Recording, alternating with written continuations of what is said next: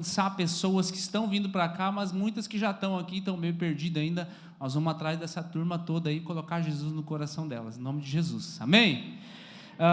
Deixa eu dar um aviso aqui, quem está com uma Fiat Strada chumbo, lá de Bombinhas, corre lá no estacionamento, querido, está acesa a tua luz, tá? Para os irmãos, isso, vai lá, para os irmãos não precisar ficar empurrando no final ali, a gente vai ter depois até um ministério aí do socorro dessa parte, mas ainda não tem, então é melhor garantir. Abra a tua Bíblia comigo, por favor. Evangelho de Mateus, no capítulo 5, hoje é a última palavra da nossa série, é tudo sobre ele. Fizemos essa série aí em cima do livro do nosso pastor-presidente, pastor Nini, ele conta ali o testemunho da igreja, como nasceu e tudo mais, bem bacana. Se você não conseguiu, nem sei se tem, eu acho que não tem mais os livros ali, mas depois procure, o pessoal vai estar lá na livraria também. Tiramos algumas lições preciosas e hoje a última delas é um bloco onde é o sermão mais famoso de Jesus, que é o Sermão do Monte. Começa todo um bloco no capítulo 5, vai até o 7. Eu vou ler um texto conhecido nessa parte, mas que tem tudo a ver conosco hoje, que é o poder da influência. Eu vou ler aqui para você, diz assim, a partir do verso 13, Mateus 5, verso 13.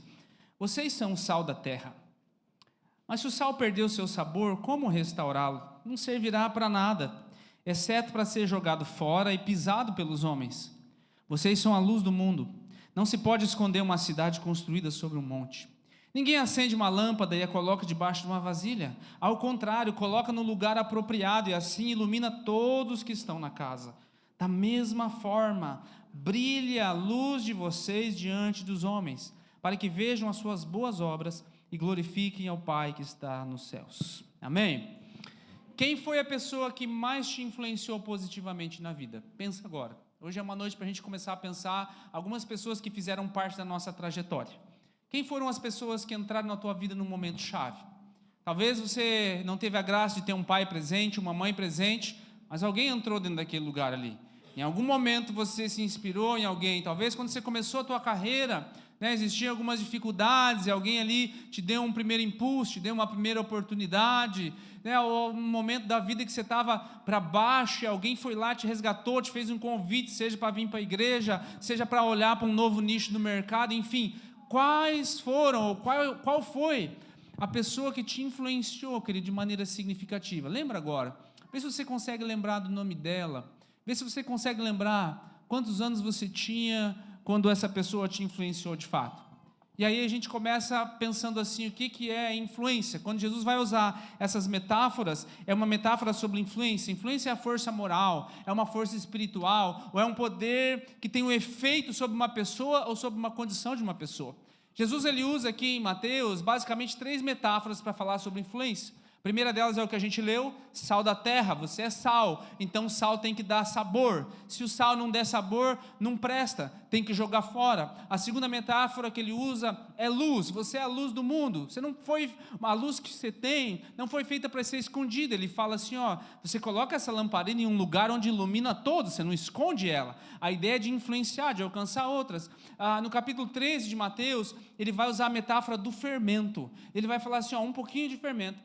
O reino dos céus é como um pouquinho de fermento que foi colocado num montão de farinha. Ele dá uma medida lá antiga, mas a ideia é um pouquinho de fermento foi colocado num montão de farinha e agora toda a massa foi levedada, ou seja, o poder da influência. A influência ela tem uma aplicação dupla sempre. Ela pode ser positiva, mas ao mesmo tempo ela também pode ser negativa. Isso explica para nós, por exemplo, porque muitos cristãos eles são a bênção em muitos lugares, mas eles não crescem nas suas finanças. São uma bênção em muitos lugares, mas os seus relacionamentos na sua profissão, talvez o seu casamento é meio travado, até mesmo às vezes no reino de Deus ele não vai muito para frente, porque talvez desprezaram aquele princípio da associação. O princípio da associação é o que você ouve aí fora, dizendo aí que você é o resultado das 10 pessoas que te cercam. Se você não tem uma capacidade de influência significativa, esse princípio aqui funciona para você sim. Se você não tem uma capacidade de ser um influenciador de maneira significativa, você está fadado a ser ou a reproduzir na tua vida o resultado daqueles que estão ao teu redor. Se você tem dentro de você, através do Espírito Santo, a capacidade de ser pouquinho, ainda que seja pouquinho ou minoria, você é como o fermento, é você que determina o clima das coisas, você entende? Fermento, ele é pouquinho, ele é minoria no meio do mundo, no meio da sociedade. Mas se você tem essa influência do alto, não interessa se você é minoria, você é uma pessoa com convicção. E uma pessoa com convicção, ela já é maioria. Você pode dizer um amém? Então a ideia aqui, querido, é que se você não tiver esse entendimento, porque às vezes você pode ser uma bênção em determinadas áreas, mas de repente na área das finanças, você é o resultado que você viu a tua família inteira fazer. Você não administra bem as coisas, você não regula bem as coisas, você quer viver um padrão acima dos teus. De repente você é uma bênção em muitos lugares, mas de repente na área familiar, dos relacionamentos, você não consegue fazer uma conexão com os seus, enfim, esse é o princípio. E Paulo ele vai ressaltar isso para nós lá em 1 Coríntios dessa maneira assim, não vos enganeis, as más conversações corrompem os bons costumes. A ideia é que, se você ficar suscetível a esse papinho, a esse círculo, a esse tipo de conversa aí, você não vigiar, não te engana, querido. Porque os bons costumes que você carrega, você pode estar sim sendo influenciado por todo esse meio. A parte boa aqui é que foi por passar muito tempo com Jesus, em que lá no livro de Atos é falado sobre Pedro e João, que eram homens sem letras. Deixa eu ler aqui para você. Atos capítulo 4 diz assim, então eles, vendo a ousadia de Pedro e João, e informados de que eram homens sem letras, ou seja, sem estudo, e indoutos, maravilharam-se e, eu sublinhei isso aqui para você, reconheceram que eles haviam estado com Jesus. Há uma ousadia agora em Pedro, há uma ousadia em João, e claro, eles estão cheios do Espírito Santo, mas o fato é que a influência de Jesus agora está sendo evidente na vida deles. Percebe que eles não elogiaram Pedro e João, nossa, que cara top, ele não foi em nenhuma faculdade, ele não passou por nada, eles são muito inteligentes. Eles dão a glória a quem? A Jesus. Eles reconheceram que eles tinham estado com Jesus, apesar de eles não terem passado determinadas coisas, apesar de eles não terem estudado nas melhores escolas, não terem tido talvez as melhores oportunidades da vida. Querido, essa é uma das inspirações maiores que nós devemos ter na vida. As pessoas precisam olhar para nós, em algum momento da vida, elas têm que aplaudir aquilo que está em nós, não apenas a nossa capacidade. Esse cara anda com Jesus, essa mulher anda com Jesus. Não se trata de você ter ou não ter coisas, não se trata de você ter ou não ter seguidores, ou ter ou não ter sabedoria segundo o mundo. Se trata de quando as pessoas olham para você, tem um negócio que não é em qualquer lugar que tem. Você está comigo até aqui? Agora, nos relacionamentos, raramente as pessoas percebem que estão sendo influenciadas até que seja tarde demais. É a ideia de que o fermento ele trabalha calado. Se você é um fermento do reino de Deus, amém. Elas vão estar ali, vão estar sendo contagiadas por você, elas vão mudar a maneira de se tratar. Você é o cara que traz um ambiente de paz e de afirmação, ao invés de trazer o caos, a discórdia e aqueles apelidos pejorativos, aquelas brincadeiras pejorativas que diminuem as pessoas. Você, aos poucos, como fermento, você dita como é que funciona o ambiente, e você é uma influência positiva. Como é que você se protege de fato das negativas? A única maneira é sabendo quem você é. Nossa série aqui se chama Tudo Sobre Ele. A única maneira não é tendo uma boa autoimagem, querido, mas tendo a única e verdadeira imagem, que é a imagem dos céus impressa em nós. Eu já falei isso aqui muitas vezes, você não está aqui na terra para se tornar um homem melhor, uma pessoa melhor, uma mulher melhor. Não tem jeito para você, não tem jeito para mim. A Bíblia fala assim, todo mundo está zerado. A única maneira é nascer de novo. Você não vai querer conhecer o meu eu melhorado, porque o meu eu melhorado tem muitas falhas ainda. Agora, o novo eu, aquele que é nascido do Espírito, esse vale a pena ser conhecido e expresso diante das pessoas. Essa é a ideia aqui, querido, que quando nós gastamos esse tipo de tempo com Jesus, as pessoas olham para nós, enxergam o Espírito Santo através de nós. Essa é a ideia, ou essa impressão que nós precisamos causar nas pessoas, que tira Pedro de um cara intempestivo, que não pensa muito para tomar decisões, e um pescador simples, ele se torna agora um expoente da fé cristã. Deus pode te pegar em qualquer lugar, não interessa quanto você tem estudado, não interessa quanto você tem experimentado, se você abraçar essa causa, entender que essa influência já está sobre você, essa é a ideia da nossa série hoje de terminar, já está sobre você. O que eu faço com essa influência agora? É aqui que vem o ponto. Eu quero pegar 3 personagens bíblicos aqui para dar uma ótica de influência para nós. O primeiro deles está lá em Gênesis, que é Noé. Você sabe, Noé teve uma incumbência do Senhor de construir uma arca e viria o dilúvio. Eu chamei ali Noé de aquele que tem a influência em tempos de desafios. Agora pensa na vida de Noé, querido, como um crente, se fosse nos dias de hoje. Ele não conseguiu converter ninguém. Ele entrou na arca, só ele e a família dele. Ele não converteu ninguém naquele processo todo, 100 anos de construção, ele não converteu ninguém. Você não vai achar nenhum milagre operado por Noé naquele momento ali. Se você olhar assim vagamente para ele, você pode achar uma determinada ótica, Noé não teve sucesso, Noé pregou, Noé não era um bom pregador, Noé não cumpriu determinadas coisas, mas, querido, Noé entrou com toda a sua família dentro da arca. A ideia aqui é que Noé ele foi uma influência extraordinária para a vida dos seus filhos. Se você começar a pensar agora no chamado dele, havia uma pressão enorme para os filhos dele entrar na onda do que estava acontecendo lá fora. O mundo havia se corrompido, estava lá todos os prazeres que os seus filhos poderiam experimentar. E você acha que eles não sofreram pressão? Você acha que eles não sofreram?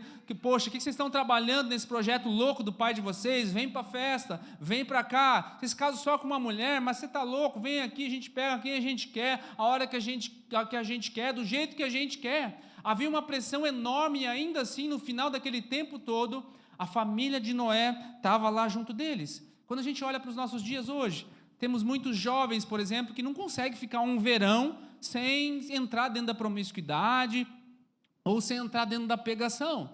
Se nós olharmos para alguns casamentos, tem homens e mulheres, hoje está meio parelho a coisa, que não conseguem resistir 30 dias de assédio, essa pessoa, meu Deus, não aguento, como é que eu posso fazer? Se nós pegarmos os adolescentes, quando você vai viajar, às vezes eles não conseguem ficar uma semana sem a supervisão dos pais, sem ceder à pressão dos amigos. Agora a ideia dos filhos de Noé é que eles não ficaram nem 30 dias, nem uma semana, são quase 100 anos, sendo ridicularizados. São quase 100 anos, o que vocês estão fazendo? Nem chove, o que é isso de chuva? Noé e sua família são pressionados durante 100 anos, tantas facilidades esperando por eles lá fora, e ainda assim, eles preferem entrar na arca. Sabe qual é a grande lição aqui? Eles aprenderam muitas coisas na luz, mas eles estão cercados de escuridão. A frase que eu coloquei aqui, não permita que a escuridão, querido, ela apague ou silencie tudo aquilo que você aprendeu no momento da luz. Significa que todos nós, em algum momento da vida, vamos passar pela escuridão. Mas nós, dentro do momento da luz, que é o que nós estamos, da luz da palavra e tudo mais, nós aprendemos e temos algo muito impresso no nosso coração. Sabe? Em alguns momentos nós vamos enfrentar a escuridão. Eu vou começar, você completa. Ainda que eu ande pelo vale da sombra o que eu faço? Não temerei mal algum, por quê? Tu estás comigo, no mundo tereis, mas tem de bom. O choro pode durar mas a alegria vem ao... Você percebe quantos momentos de escuridão que nós passamos? Todos nós vamos passar em algum momento, querido, mas tem algo que nós aprendemos aqui na luz. Nós acabamos de fazer uma apresentação de uma criança. Ensina a criança no caminho que ela deve andar, para que quando ela cresça não se desvie dele. Em algum momento a Alana ou qualquer outra criança pode passar por um momento de escuridão. Pode se sentir que Deus não responde, que Deus está longe, que Deus me abandonou. Olha o tipo que está a minha família, olha o que aconteceu com os meus negócios, olha o que aconteceu com o meu ministério. Todo mundo em algum momento vai passar por um momento de escuridão, querido. Mas nós não podemos ceder simplesmente às circunstâncias. Quando a gente olha para Noé, você percebe que ele foi objeto de ridicularização por muito tempo, mas provavelmente dentro dele o que ele respondia? Deus falou comigo, eu tenho uma missão, eu tenho um legado. E aí a pergunta é, e os filhos? Os filhos, Deus não falou com os filhos. Os filhos estão andando aonde? Baseado naquilo que Deus falou com o pai. Eles olham para o pai deles e enxergam alguma coisa. Eles não têm a experiência de Deus ter falado com eles, mas eles têm uma vida de testemunho. E 3 coisas que eu coloquei aqui sobre Noé. Por que eles não se mantiveram firmes nesse projeto maluco do pai? O primeiro, muito provavelmente, por causa da postura de seriedade diante das coisas de Deus. Papai não negocia com as coisas de Deus. Se papai falou que ouviu a Deus, agora existe o segundo, em cima dessa postura de seriedade, existe uma prontidão em obedecer.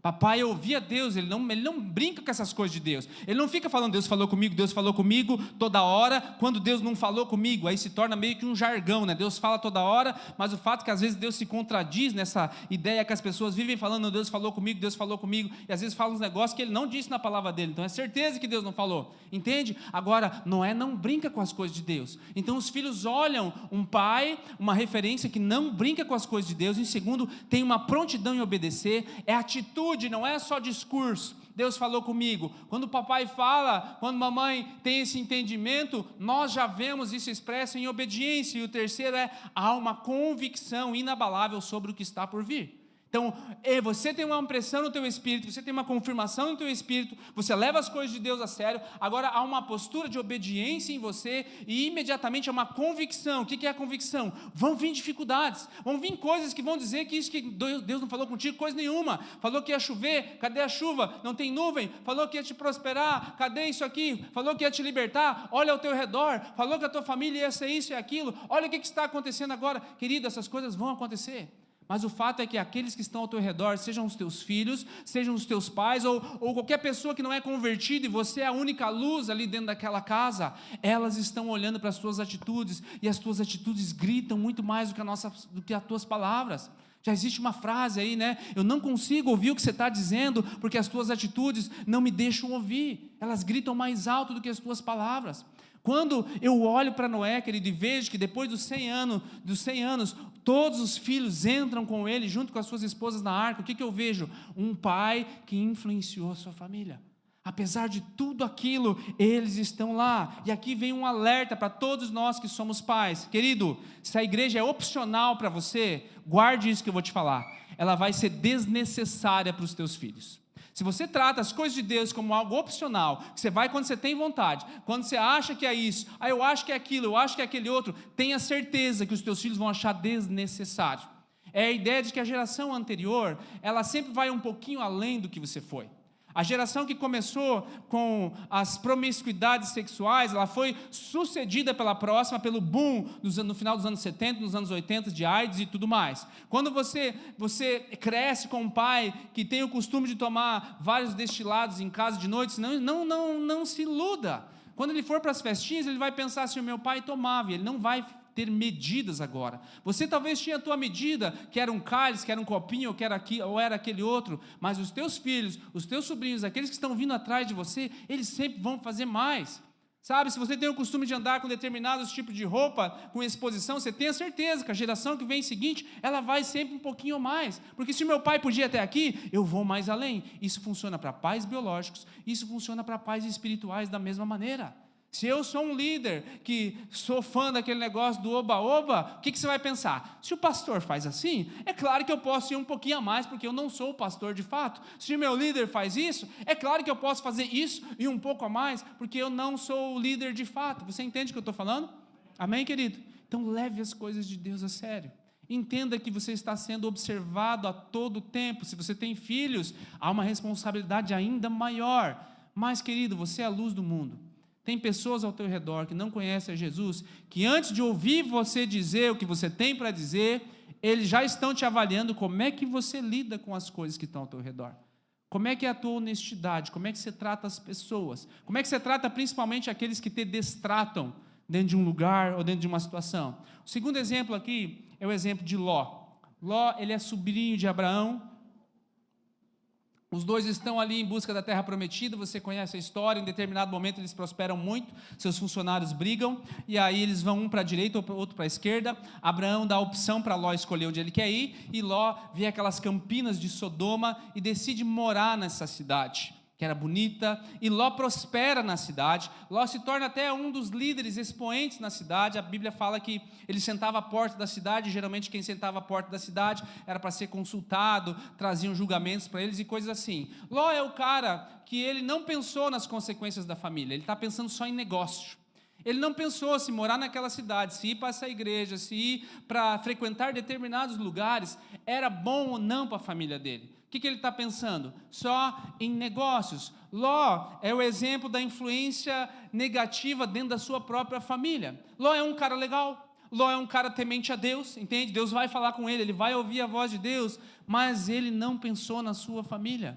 Quando ele escolhe Sodoma, você conhece muito bem a fama de Sodoma, ele sacrifica os valores da sua família. Apesar de ele ter ganhado dinheiro naquele lugar, apesar de ele ter prosperado e ter tido até status na sociedade daquele lugar, ele não está vendo, mas a sua mulher, ela está gostando demais daquelas coisas. Eu não sei se ela já tinha abraçado a cultura, né, de dar uns pulos fora da cerca ou não, mas ela está abraçando aquela cultura. A gente vai ver o que acontece com as filhas deles. Enfim, por um tempo ele prospera, mas essa convivência com o meio cobra um preço alto. Deus traz julgamento sobre Sodoma, envia um anjo para falar com Ló: Ló, vaza daí, que o negócio aí vai ficar feio, vai chover fogo do céu, enxofre, vai acabar com toda essa planície aí, vai vir julgamento sobre esse pessoal. E aí Jó tem toda uma conversa com Deus, mas no final das contas ele consegue arrancar de lá a mulher dele e as 2 filhas. Mas o fato, a Bíblia fala, lá em Gênesis 17, se eu não me engano, 18, que a mulher de Ló olha para trás. E a ideia aqui não é só, querido, que ela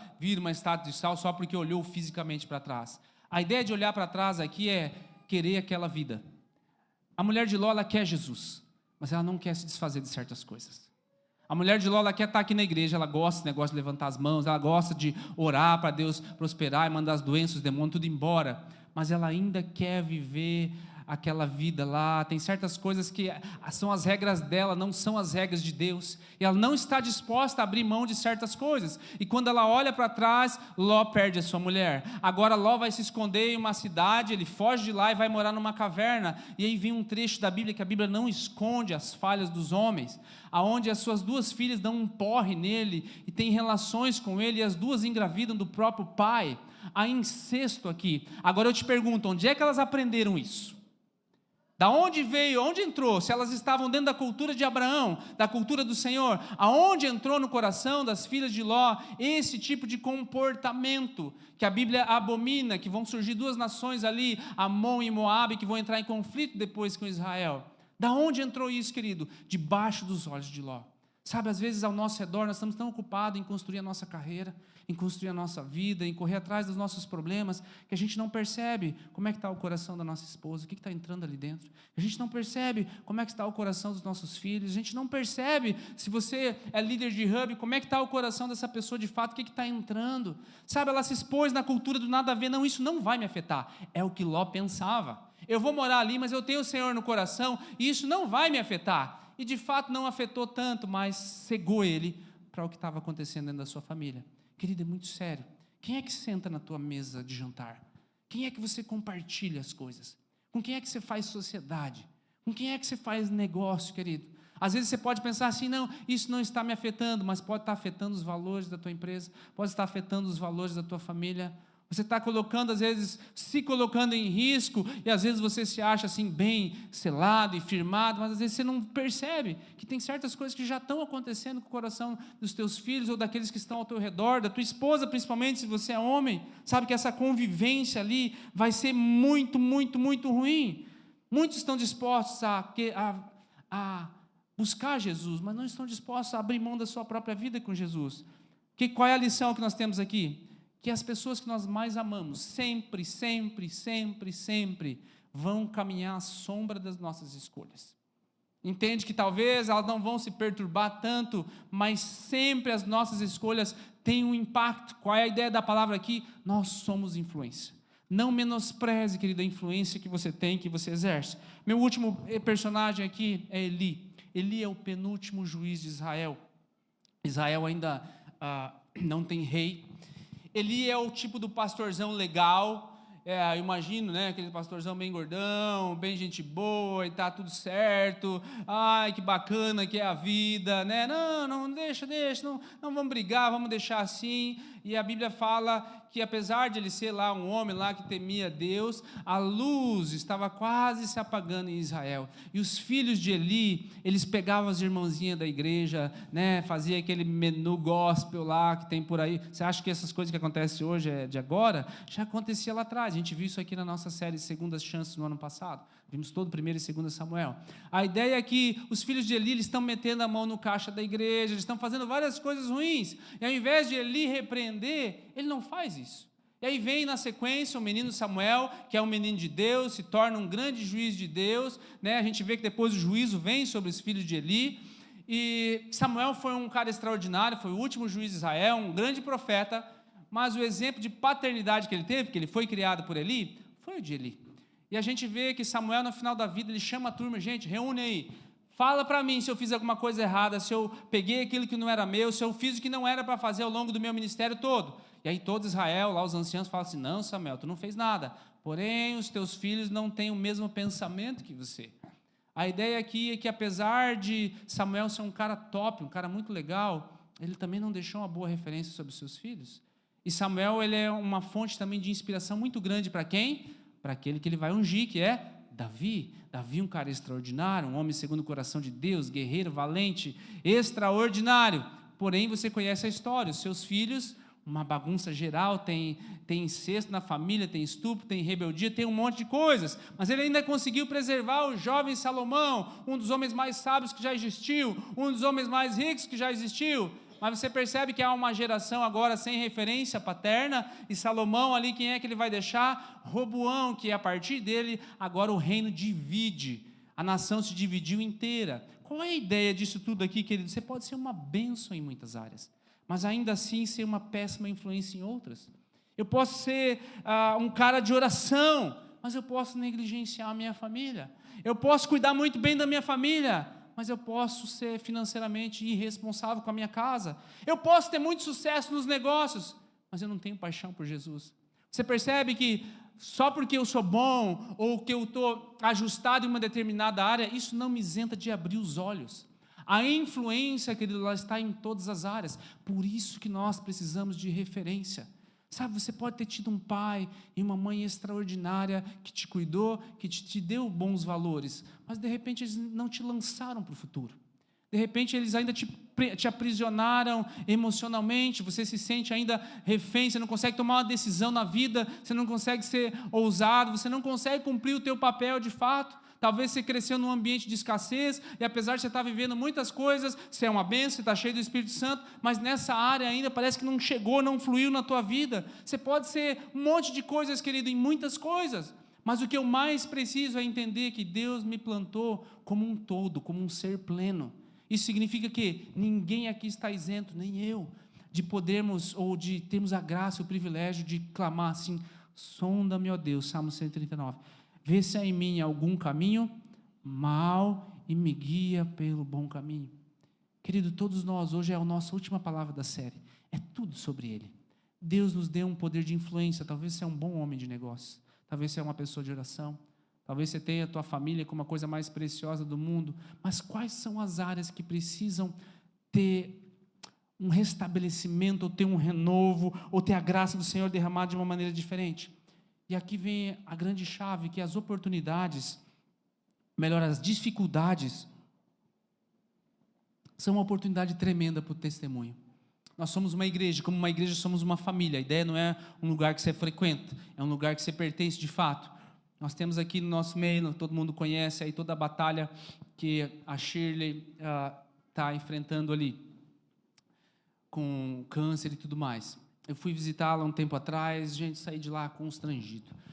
Fui lá para encorajar essa mulher, para orar por ela e tudo mais, e eu saí de lá, eu encorajado, eu motivado, e ela estava contando, pastor, quando eu vou lá para a química, quando eu vou lá fazer os tratamentos, eu já chego lá alegrando o pessoal, o que é isso, né? Vamos levantar aí, vamos se animar e tudo mais. E se você conversar 5 minutos com ela, querido, você vai ter a ideia assim, de que ela não tem absolutamente nada, que essa dificuldade está sendo um megafone na vida dela, dizendo sobre Jesus. Você entende? As dificuldades vão ser a nossa maior oportunidade de dizer se Jesus é verdadeiro sobre a nossa vida ou não. Sabe, quando as dificuldades surgem, a gente tem uma escolha, de eu vou influenciar isso aqui para o desânimo ou para a esperança. E aí aqui eu fico com uma frase do Billy Graham que eu acho extraordinária. Ele diz assim, o maior legado que alguém pode deixar é uma vida comprometida em servir o reino de Deus. Quantas minhas forças estão sendo usadas para fazer isso aqui? Quantas minhas forças estão sendo usadas para fazer só um legado financeiro, só um legado de família, só um legado emocional? Quanto das minhas forças eu estou plantando na próxima geração? E se você é pai, é teu primeiro terreno. O quanto do teu esforço, se você torna esse esforço opcional, lembra, o teu filho vai achar desnecessário. O quanto eu demonstro de paixão, de obediência imediata, de entrega, é o que vai determinar se os meus filhos ou a próxima geração de pessoas que estão debaixo dos meus cuidados ou que estão vendo Jesus através de você, vão conhecê-lo ou não. E aqui deixa eu colocar um pouco do meu testemunho pessoal. Eu separei aqui 4 pessoas de influência sobre a minha vida. Curitiba é conhecida como a Tailândia brasileira. Foi uma das pioneiras nesse negócio de luta, de MMA e tudo mais. Em 2010 eu entrei dentro de uma academia dessas, centenas de alunos. O mestre era um cara grandão, forte, todo o estereótipo de lutador, bem-sucedido, com academia no Japão e tudo mais. E quando eu entrei naquele lugar ali, eu tinha um certo objetivo, e eu comecei a ver, eu ainda não era pastor, comecei a ver tantos jovens ali com famílias desestruturadas, que vinham contando cada coisa, né, que sofriam às vezes agressão dos próprios pais em casa, eles tinham entrado naquela academia para aprender a se defender, para bater no próprio pai, para não bater na mãe e tudo mais, e histórias variadas. E esse homem, apesar de ele não conhecer assim plenamente a Jesus, ele foi uma influência muito grande sobre aquele lugar, e eu olhava, eu admirava muitas coisas, né, sobre drogas, era pego pesado em cima daquilo ali, e aqueles jovens, de certa maneira, eles tinham que ter um prumo na vida, aprendiam sobre disciplina, e obediência, e submissão, e tantas coisas. Quando tinha as datas comemorativas, havia lá arrecadação de alimento, e coisas sociais, e muitas coisas que esse homem influenciou. E sobre mim, eu olhando tudo, Senhor, né, poxa, que porta, que oportunidade de poder, né, chegar nesse lugar, de alcançar, se ele conhecesse Jesus, o que isso ia acontecer, né, e aprendi muitas coisas naqueles quase 10 anos que eu fiquei ali, sobre encorajamento, sobre autoconfiança, sobre tudo aquilo que uma arte marcial te dá de fato. Mas, depois de alguns anos, ele adquiriu uma doença, esclerose múltipla, Guillain-Barré, que é uma doença degenerativa muscular, você vai perdendo toda a massa muscular até, por último, ter uma falência respiratória. Eu vi aquele homem gigante, enorme, se definhando aos poucos em um tempo muito curto de tempo. E eu comecei a atender ele também dentro da fisioterapia, e nós passamos ali os últimos meses, e ele começou a ter muita curiosidade sobre o reino dos céus. Eu enxerguei uma oportunidade ali tremenda para falar de Jesus. Ele perguntava muito como é que era a eternidade, o que era aquilo. Enfim, eu creio que chegou nas últimas semanas de vida, até que eu entendo que o Senhor o recolheu, que ele teve a oportunidade, né, de ter um encontro com Jesus, que aquela foi a oportunidade que Deus me deu para poder estar ali junto dele. E ainda que ele não tenha conhecido Jesus num período anterior, havia uma graça de Deus sobre ele. Se você conversar com algumas pessoas hoje, lá em Curitiba mesmo, até hoje é um nome muito falado, e não é só pelo aquilo que ele ensinava dentro do Muay Thai, mas dos valores que aquele homem carregava, e influenciou muitos e muitos jovens, e teve esse peso sobre mim, e eu olho e me inspiro em cima disso. Um segundo homem que me influenciou mais recentemente é um senhor de idade chamado Lamar Boschman, um dos pioneiros da adoração do mundo. Esse homem com 70 anos de idade, um americano, canadense, radicado nos Estados Unidos, apesar de ter 70 anos de idade, morar nos Estados Unidos, né, o sonho de muitas pessoas, já está estabilizado de muitas maneiras, poder viver, vamos dizer assim, o sonho americano do final da vida, ele escolhe tirar dinheiro do bolso dele para vir plantar sementes ao redor do mundo, inclusive no Brasil. Com 70 anos de idade, você podia ficar em casa, podia fazer outras coisas, ele está pensando em semear a palavra no reino de Deus. E eu passei muitas experiências com ele nos últimos anos. Quando ele vem para cá, eu sou um dos tradutores, e a gente vinha uma semana num hotel 5 estrelas, no domingo, na segunda-feira, e na quarta-feira você está lá nunca, e mal é mal tem um chuveiro com um rodinho. Para que serve esse rodinho? Eu falei, vai lá que tu vai descobrir para que serve. Enfim, a ideia é que ele não mede esforços com 70 anos de idade para viver o que for, seja vivendo bem bom, seja passar alguns perrengues ali no meio disso tudo. O que é que move uma pessoa dessa, querido? Quando eu olho para ele, assim, eu olho uma fonte de inspiração, eu falei, é assim que eu tenho que ser. Quando eu chegar nessa idade, sim, ele tem os seus momentos de lazer, de descanso, mas se necessário botar a mão no bolso e tirar aquilo que eu podia estar só pescando e andando, eu quero saber de uma coisa, eu vou cruzar o continente e vou lá naquele outro lugar, semear aquilo que Deus plantou no meu coração. Isso me inspira, isso me enche de alegria, e eu creio que é uma parte do legado dele sendo plantado, não só comigo, com muitas outras. Uma outra pessoa que me inspirou, evidentemente, são os meus pais. O pai não está bom ainda, né? Está em casa, né? Quem conhece meu pai sabe que, mesmo parando no pedágio, que é só o tempo de pagar e ir embora, ele consegue evangelizar alguém. ele não perde um minuto sequer que não seja para falar de Jesus. Ele podia às vezes ir de carro para um lugar, ele resolve pegar carona, não, porque eu vou conversando e vou falando de Jesus para essas pessoas. Aonde ele está, no caixa do mercado, sim, ele atrasa a fila do mercado, ele atrasa a fila do pedágio, ele faz todo esse processo aí, mas a ideia é que onde ele vai, ele encontra uma oportunidade para falar de Jesus. E aí isso me constrange, por quê? Porque às vezes eu estou dentro da minha correria, dentro dos meus problemas e tudo mais, eu vou fazer alguma coisa e eu me lembro dele, e aí eu me obrigo, não, meu pai nessa hora não ia desperdiçar uma oportunidade dessa, e é um legado sendo plantado. Uma outra coisa que ele sempre falou para mim: filho, se for fazer uma coisa, faça bem feito para não fazer duas vezes. Eu sempre carreguei essa frase junto comigo: se for para fazer um negócio, faça bem feito, se for para começar, vá até o final, não desista no meio. E isso há uma impressão no meu coração de todos os meus irmãos. E por último, a minha mãe que está sentada aqui. Eu me lembro que eu trabalhava numa transportadora em Curitiba, não era pastor, não estava no ministério nem nada, e eu vim uma vez para cá para ficar 2 dias, e eu queria desabafar para ela vários problemas que eu estava tendo. Mãe, pois é, e aqui no trabalho isso e aquilo e aquele outro, e ela falava assim: pois é, meu filho, o reino de Deus assim e tal. Eu falei: não, mãe, você não está entendendo, né? Eu tenho esse problema aqui, eu tenho esse problema aqui, eu tenho aquele outro. Não, meu filho, mas o reino de Deus e a obra. Eu falei: mas ela não está entendendo o que eu estou querendo dizer. A ideia é que eu aprendi ouvindo isso, que de fato, o que mais importa é agradar a Deus. Os problemas eu vou viver, os problemas de alguma maneira eu vou precisar resolvê-los, mas o que mais importa é eu olhar para o alto no meio de todas as coisas. E quem conhece a minha mãe sabe que quando você conversa com ela, ela é carregada da presença de Deus. Agora ela já está numa fase um pouco mais tranquila da jubilação, mas cada vez que a gente vai conversar, de repente ela começa a chorar, cheio do Espírito, né? E eu fico me imaginando assim. O que eu imagino? Eu quero chegar assim também, não quero ficar só chorão, né? Mas eu quero ouvir a voz do Espírito, e ainda que eu tenha já vivido e doado muitas décadas da minha vida para o reino de Deus, eu quero me emocionar com o Espírito Santo quando eu estiver velho. Eu quero me emocionar com o Espírito Santo quando eu tiver 60, 70, 80. Eu quero olhar para o meu bolso e ver se ainda tem dinheiro para eu plantar, para eu ir para o outro lado do mundo, para ver o que Deus me deu. Porque eu sou sal, eu sou luz, eu sou fermento. E, querido, isso não é o chamado meu como pastor, é o chamado de cada um de nós como cristão. Entenda isso. Se coloque de pé, que eu quero encerrar dessa maneira aqui, ó.